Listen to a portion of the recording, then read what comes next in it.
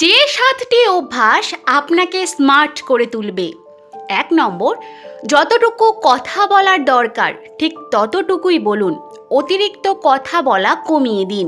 2 নম্বর, খাবার খান নিঃশব্দে, আস্তে আস্তে, কারণ শব্দ করে খাবার খাওয়া কেউ পছন্দ করে না।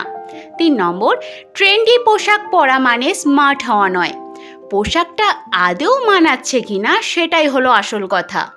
4 নম্বর, সব সময় কথায় কথায় হো হো করে হাসবেন না, এটা শোভন নয়, পরিমিত হাসুন, কারণ সুন্দর করে কথা বলাটাও স্মার্টনেস।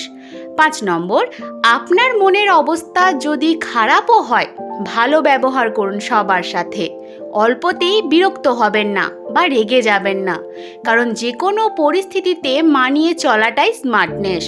6 নম্বর, সব জায়গাতে ন্যূনতম সৌজন্যতা মেনে চলুন, যেমন খুব জোরে জোরে কথা বলবেন না, ধূপধাপ পা ফেলে না হেঁটে নিঃশব্দে হাঁটুন। 7 নম্বর, কারোর সাহায্য নেবার পর ধন্যবাদ দিন। বাবার দেওয়া 5 টাকা আর মায়ের দেওয়া 2 টাকায় যে শান্তিটা ছিল, আজ 15 থেকে 20,000 টাকা ইনকাম করেও সেই শান্তিটা খুঁজে পাওয়া যায় না।